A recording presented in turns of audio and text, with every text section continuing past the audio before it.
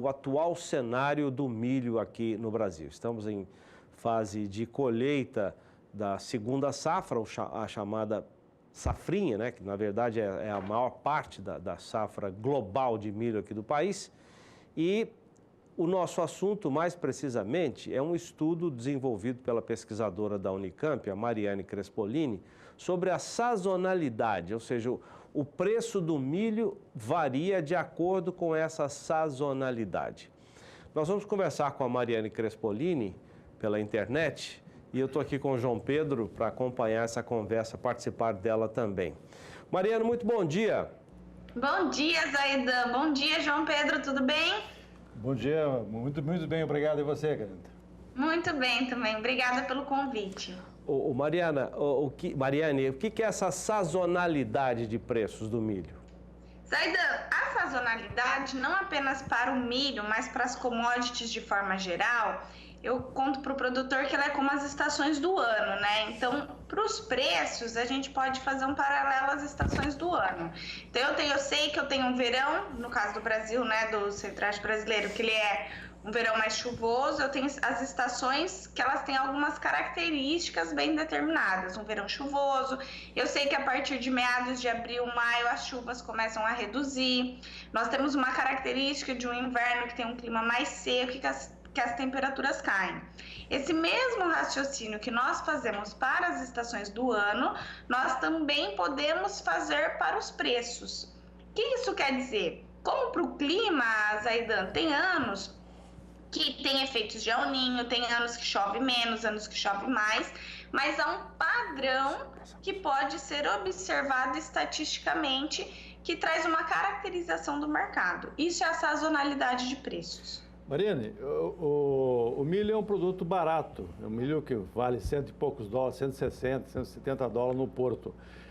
Hoje a questão de exportação passa a ser fundamental. O Brasil teria que exportar 30 milhões de toneladas. Mesmo se fala isso numa safra que teoricamente chegaria próxima a 87, 88 milhões de toneladas. E tem um detalhe também nesse momento. O grande polo consumidor no Brasil são os estados do Sul, e alguma coisa São Paulo. E o grande polo produtor da segunda safra é onde você mora, Mato Grosso. Porém, o frete ficou tão caro nesse momento, essa questão de questão climática, mais a questão de logística, não dá uma certa distorção no mercado? Ele causa o diferencial de base de preços com São Paulo e com as regiões do sul do país, né, João Pedro? Se a gente analisar hoje, 60% a 70% do milho produzido fica no mercado interno, principalmente para o uso de produção animal, né, onde o maior consumo vem de suínos e aves. Então, o Brasil, ainda que ele seja um grande produtor de milho, um dos maiores exportadores, a maior parte fica aqui dentro. E aí, a gente tem visto algumas transformações estruturais. Mato Grosso, hoje, é o maior estado produtor de milho. Como você mencionou, principalmente as cooperativas ficam nos estados de Paraná, São Paulo, as cooperativas de suínos e aves. Mas a produção para cá também está crescendo. Então, o que a gente vê é que no longo prazo, essa tendência também da produção de suínos, aves e os confinamentos também subirem mais aqui para o Centro-Oeste. O dólar subiu bastante a semana passada, não é, João? Isso aí incentiva muitas exportações, faltando um pouco de milho aqui no mercado interno. O grande problema chama-se logística, né? Quando a gente fala de Sorriso a Santos valer R$320 a tonelada, nós estamos falando de quase mais de R$20 por saca. Um produto que vale 38, 37 no porto, pagar 20, isso não sobra nada para o produtor, né, Mariana? Exato, sem a gente falar das ineficiências, né, João Pedro? A gente faz tudo isso por caminhões. Nós temos, João, um gráfico que a Mariane preparou para a gente. Eu vou pedir para colocar esse gráfico para o pessoal de casa acompanhar também. E ilustra um pouco essa sazonalidade, ou seja, o preço do milho oscilando de acordo com a época da safra. Explica para a gente isso aí, por favor, Mariane. Bom, Zaidan, se a gente observar no gráfico, cerca de 30% da nossa produção brasileira é milho de primeira safra. Então, conforme a gente vê a colheita do milho de primeira safra, a gente já vê as primeiras reações de queda de preço, né? Então, há um efeito da primeira safra que começa agora em meados de março, abril, da colheita da primeira safra, que há uma redução dos preços do milho. Mas se a gente observar no gráfico, os menores preços, eles tendem a ser em junho, julho, quando vem o auge da colheita da segunda safra. A gente viu essa barriga aí em junho, julho, é o preço mínimo. Isso deverá ser registrado esse ano, Maria? Isso. Se a gente pegar, né, Zaida, esse assim, é o estatisticamente provável. Se nós pegarmos, vou até puxar o gancho que o João Pedro deu, em 2016, a gente teve em abril um problema muito sério de chuvas, que foi no período do embonecamento do milho, onde houve uma quebra de safra, né? Então, a nossa produção foi muito menor do que historicamente ela é. Então, faltou milho no mercado interno. E além disso, né, a gente estava naquele período de investigação com o Lula, próximos a termos um impeachment, estava valendo muito a pena exportar. Então, além da produção ser menor, nós exportamos muito milho. O que acontece nesses anos, né? Esse é o ano do El Niño, esse é o ano do choque climático. Mesmo assim, em 2016, a gente viu essa barrigada de preços na época da colheita. O milho estava em preços recordes, o recorde em valores de hoje chegou em maio, seria o equivalente a uma saca a R$ 55, quase em dinheiros de hoje. Então, o milho estava num valor recorde, faltou o milho, mas mesmo assim, na época da colheita, deu essa barrigada de preços que a gente consegue ver no gráfico. Mariana, o produtor sendo capitalizado, e hoje o produtor de milho é o mesmo produtor de soja. O preço da soja melhorou, reagiu, capitalizou, sobrou dinheiro para ele. Não há uma tendência desse produtor não entrar com esse milho agora na entrada da safra, esperar o segundo, mais para frente no segundo semestre, já que ele está capitalizado, e já que surgiu a questão do silo bolsa, que é outra coisa que mudou uma certa revolução no processo, já que permite que qualquer produtor possa armazenar a nível de fazenda a sua produção. E mais um detalhe nessa conversa nossa, Maria, quando você olha, o consumidor brasileiro estava mal acostumado, ou seja, ele sabia que tinha milho estocado, ele comprava da mão para a boca. Graças a isso, a maior empresa do Brasil quase quebrou, né? Porque o jogo apostou nisso, a BR Foods, e se deu mal nesse processo. Então, hoje, a gente sente o seguinte, você vê as cooperativas do Paraná, do Santa Catarina, vindo para o Centro-Oeste, colocando unidades de armazéns delas aqui no Centro-Oeste e fazendo operações de barter, ou seja, chegando para o produtor e falando, olha, o negócio é o seguinte, eu te entrego todos os insumos, tu me entrega 70, 60 sacos de milho por hectare. Isso tudo não pode daqui para frente dar uma certa mudança nesse cenário? Isso pode sim, João, mas o que a gente tem observado, e aí isso vale também, eu vejo muito isso mais forte ainda para o boi. Ainda que o cenário tenha mudado, o produtor ele é muito tomador de preço. Então, por exemplo, para a primeira safra, que já foi colhida desse ano, tinha muito produtor em março, aí principalmente Mato Grosso do Sul, foram alguns relatos que eu ouvi, que ele estava com o milho pronto para vender e ele estava segurando, esperando que o preço reagisse mais, né? E aí a gente viu que de março para abril houve uma redução nesse preço. Então, assim, é uma tendência, faz parte da profissionalização do setor, a questão da armazenagem, mas ela tem um custo, e é como você falou, é um produto barato. Então, isso depende muito de como está o mercado, mas as grandes empresas, a tendência é cada vez mais elas se protegerem.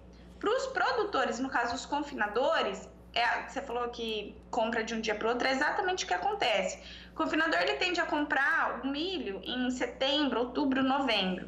E o que eu tenho começado a falar para eles agora assim, é justamente isso. Olha, começa a observar os preços do milho agora em maio, junho, porque estatisticamente esses preços tendem a subir para o segundo semestre, porque os contratos começam a ser estabelecidos. Mesmo que eu ainda não entreguei meu milho, eu já estou com o contrato fechado. E aí reduz a minha oferta. Tá.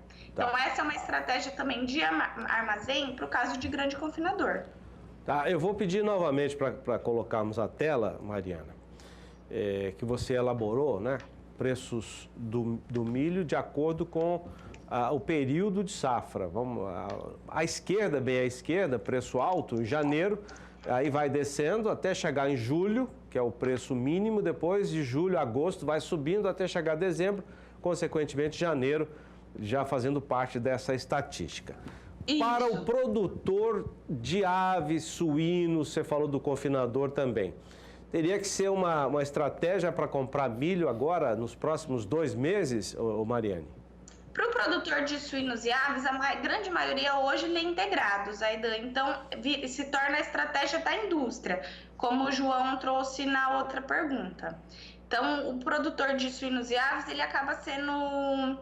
Ele recebe isso da indústria. Meu pai era produtor de frango e você acaba até não absorvendo muitas vantagens desse mercado, viu, Zaidan? Porque você já recebe a taxa de conversão, a não ser o produtor que seja independente. Tá certo. Para quem vai fazer o confinamento ou o semi-confinamento, ou para quem tem fábricas de ração, agora, eu falo assim, agora são as semanas cruciais para se observar o milho. Por quê? A gente está nesse momento, então, há uma grande expectativa aqui em relação a Mato Grosso, se a produção vai reduzir, porque a área plantada já foi. Então, houve uma redução de área plantada em relação ao ano passado, principalmente por causa do atraso da colheita da soja, e aí alguns produtores ficaram com medo de plantar com certo atraso e faltar chuva. E quem plantou agora está vendo, né? Agora nós estamos entrando no período de escassez de chuva, então há algumas propriedades que já falam em redução de produtividade, Zaidan. Ainda assim, é o momento para esse produtor ficar atento, porque além do que está acontecendo no Brasil, agora está sendo o plantio da safra americana. Então, na última semana, os preços do milho reagiram bem, porque o plantio nos Estados Unidos também está atrasado. E os preços lá influenciam muito os preços no mercado interno. Só um pequeno comentário para finalizar. O milho é tão importante para o Brasil que eu acho que no Brasil precisa ter uma política em cima do milho, especialmente no sentido de incentivar a irrigação, porque nós estamos mudando todo o perfil de produção de milho, acabando a primeira safra e aumentando a segunda. E o Brasil precisa ter uma segurança estratégica, ou seja, tem que ter um volume mínimo de milho na segunda safra para atender. Nós estamos vendo aqui no Mato Grosso do Sul e no Paraná uma quebra significativa em função que faz mais de 3, 4 semanas que não chove. Então, e o milho pegou na fase crítica, que é na fase de pendoamento, embonecamento. Então, você também, pela experiência tua, o Brasil não teria que ter pelo menos um número mínimo de área irrigada para poder ter uma certa reserva estratégica? Olha, João, eu não sei nem se chegaria na questão da irrigação, mas tanto para o milho quanto para a soja, o que o Brasil teria que fazer é uma política nacional no sentido de agregação de valor. Hoje a soja que a gente exporta, isso por própria exigência no caso da China, ela é em grão, a gente exporta pouco farelo, então a gente agrega pouco valor a esse produto. O meu questionamento no caso da política que deveria ser feita é: a gente deveria exportar esses 30% a 40% que são exportáveis, deveria ser como produtos agrícolas ou como carne, onde eu gero muito mais emprego e muito mais imposto para a economia regional, né? Então, eu acho que um dos nossos pontos vem como uma política de desenvolvimento. E aí, puxando um gancho, recentemente a gente teve toda a questão da Turquia, de importação de gado vivo. A Turquia tem uma política muito clara. Um dos motivos pelo quais eles estão importando animais jovens é para agregar valor e desenvolver a indústria de terminação de gado por lá. Isso é uma coisa que nós podemos melhorar por aqui. Isso gera emprego, movimenta a economia e, claro, isso gera mais benefícios para o próprio agricultor. Muito obrigado, Mariane Crespolini, pesquisadora da Unicamp. Um prazer te receber mais uma vez aqui no Bom Dia, Produtor. Obrigado a você também, João. Valeu, bom trabalho, Zé.